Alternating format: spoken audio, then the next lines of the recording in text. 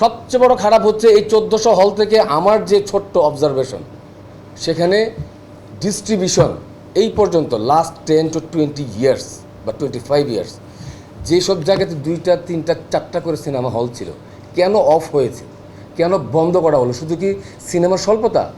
আমি মনে করি নো।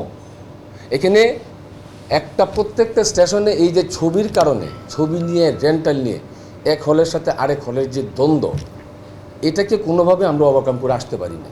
আমার একটা হল আছে এখানে, কুলিয়ারচর রাজ সিনেমা হল। এখন এখানে আমার একজন অপোজিশন আছে, আমি চাই যে আমিও থাকি, ও টিকে থাকুক। মাঝখানে কথা উঠলো যে সিনেমা হল পরিবেশ নেই, সবাই কি cineplex, okay good, cinema hall নাই। বাংলাদেশের এখন অনেকগুলি সিনেমা হল কিন্তু ভালো পরিবেশ হয়েছে, যে আপনার ময়মনসিংহ ফুল এয়ার কন্ডিশন। আমি প্রিয়তমা, বরবাদ এই ছবিগুলি আমাকে ডিস্ট্রিবিউশন সহযোগিতা করেছে। তারপরেও রেন্টাল, প্রিয়তমাতে রেন্টাল ছিল একদম স্ট্যান্ডার্ড। বরবাদে জাম্প, হাই জাম্প, তারপরে জাম্প করতে করতে এখন এত ওভার জাম্প হয়ে গেছে, এখন আমরা একদম ডিমেলিশ হয়ে গেছি, নাই আমাদের অস্তিত্ব।